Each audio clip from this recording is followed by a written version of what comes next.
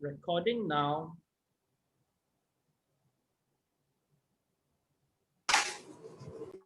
Please off the mic or class.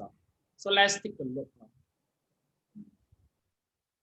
Okay, class, we are in the chapter 1, regards taking the refuge. All right, we are in the verse number 16.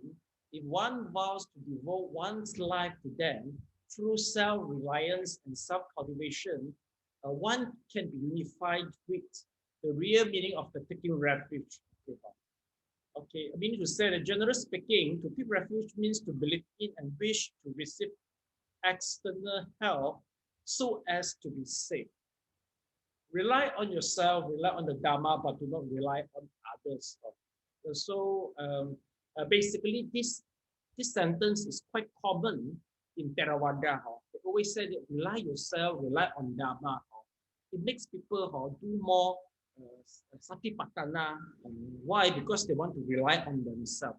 But in Mahayana, basically, we are more reliant on external deva or bodhisattva. This is more common. So basically, we begin with the mantra chanting.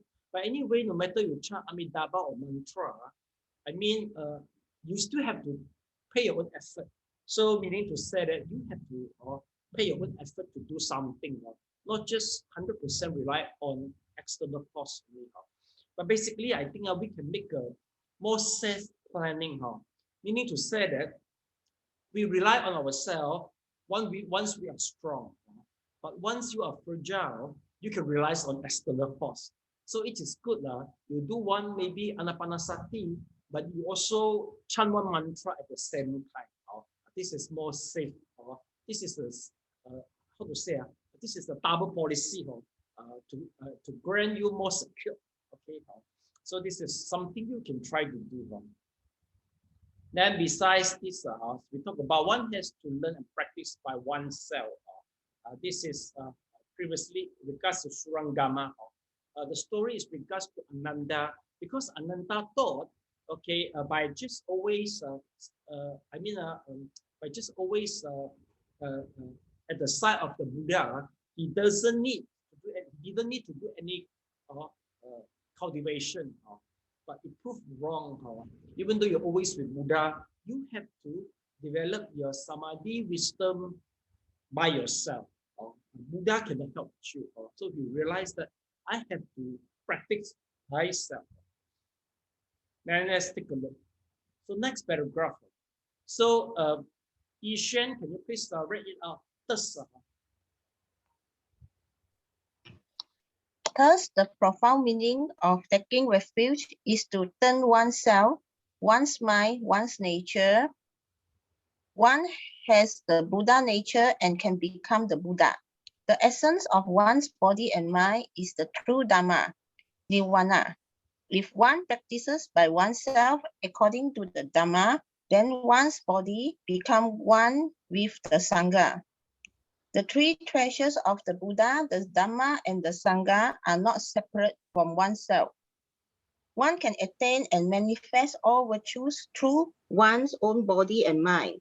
On the surface, taking refuge appears to mean believing in and relying on the protection of an external power. But on a more profound level, such faith and reliance are only helpful conditions that propel one's body and mind to realize one's wishes for protection and blessing. Therefore, if one vows to devote one's life, the totality of one's body and mind to the three treasures, and if one is able to practice the true Dharma through self-reliance and self-cultivation, and if one does not think, like Vananda, that relying on the Buddha's spiritual power, I do not need to practice, then one is in accord with the real meaning of taking refuge. Okay, thank you so much.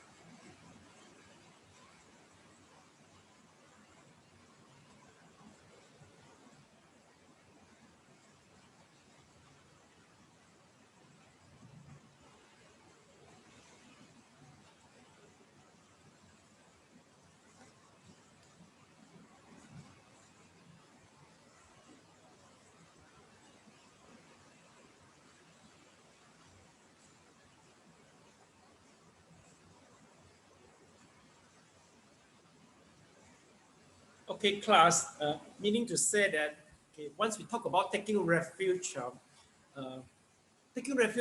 superficially, you can understand that we beg for external power.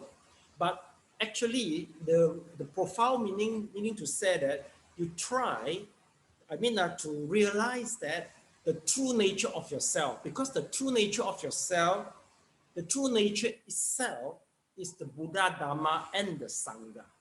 That is the meaning there. So if you think that, okay, taking refuge, just I do nothing, all right? So just when I need help, I just beg for Buddha. So this is not the real meaning. The real meaning is of taking refuge, meaning to say that you have to understand the teaching of the Buddha. You have to do the cultivation, sila, samadhi, and panya accordingly, and then you realize the nibbana. So that is the final goal. For the taking refuge. But of course, now in these stages, I think most of you, what you need is if you encounter some problem, physically or mentally, maybe you hope that Buddhism can provide you some remedy. I think that is mostly you want. So basically, I think if let's say, okay, if you are strong, okay, so you can do more cultivation upon yourself. So meaning to say that every day you do the meditation, you do the sutra study, especially you know why the sutra study is so important. That is, you see how, okay, basically in Buddhism, we always believe that paticca samuppada, meaning to say that everything is based on condition. If everything based on condition, meaning to say that the thing is keep on changing. Am I right? Okay, okay. But basically in our perception, we hope that the thing should be permanent, and also especially when the things bring us a lot of joy. For example, okay, we hope that, okay, the money we possess, maybe the partner we possess, the friend we possess, maybe the family member we possess, whatever all we possess, especially bring us joy, we hope they are permanent and won't change. But Buddhism reveal the truth that everything is based on condition. So this is very important. Once you have the perception now, you know everything subject to change, no matter how much effort you put. So once the change starting, you can accept it easily compared those without Buddhism. I think most people, they will experience the depression in KL is partially is due to the wrong perception. They are very perfectionism. They are the perfectionism. They hope that the things never change, just go according to the wish. But finally, it doesn't go according to the wish. So the frustration brings them desperation, you see. A Buddha teaching will tell you the truth. Okay, of course, sometimes it's intelligently we know that, but it is good enough for you. When the problem will rise, then you do some meditation, you follow the Vinaya. It's a guideline for you. Okay, so class, we finished the chapter 1. So now I WhatsApp you the question for the chapter 1. You please try to attack it. Okay, I'll try to try it. If you got any questions, okay,